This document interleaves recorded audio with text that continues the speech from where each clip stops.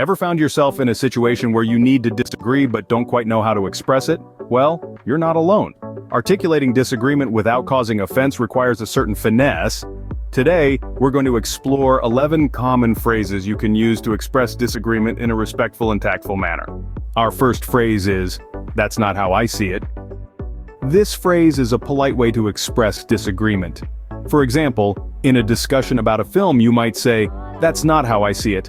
I thought the movie had a strong message about resilience." Next up, "I'm afraid I can't agree with you on that point." This phrase is great for professional settings. For instance, during a business meeting you might say, "I'm afraid I can't agree with you on that point. Our data suggests a different trend." Our third phrase is, "I beg to differ." This phrase is a classic formal way of disagreeing. For instance, "I beg to differ. I believe that the policy will have a positive impact."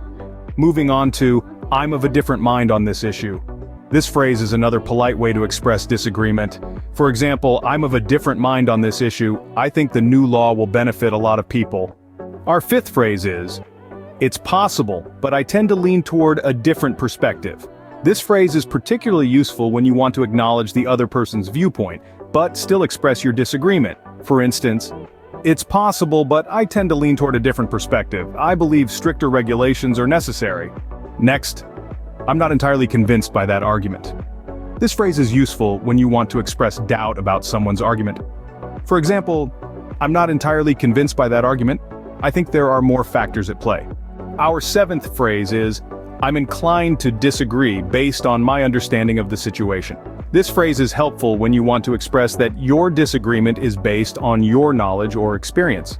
For instance, "I'm inclined to disagree based on my understanding of the situation. I think a different approach would be more effective." Moving on to, "That doesn't quite align with my thinking." This phrase is a polite way to express that someone's viewpoint is different from yours. For example, "That doesn't quite align with my thinking. I believe we should focus on sustainability." Our ninth phrase is, "I'm not entirely on board with that idea." This phrase is a gentle way to express disagreement. For example, "I'm not entirely on board with that idea. I think there are other solutions that might work better." Next, "I'm not so sure about that." This phrase is useful when you want to express doubt or uncertainty about someone's statement. For instance, "I'm not so sure about that. I think the situation is more complex." Our final phrase is, "not necessarily." This phrase is a concise way to express disagreement or doubt. For example, "Not necessarily. I think there are other factors to consider." In summary, these 11 phrases, "That's not how I see it." "I'm afraid I can't agree with you on that point. I beg to differ." "I'm of a different mind on this issue." "It's possible, but I tend to lean toward a different perspective." "I'm not entirely convinced by that argument. I'm inclined to disagree based on my understanding of the situation." "That doesn't quite align with my thinking." "I'm not entirely on board with that idea."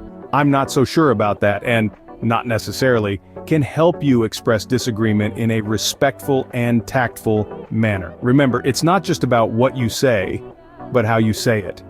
Disagreeing respectfully can lead to more productive conversations and better relationships.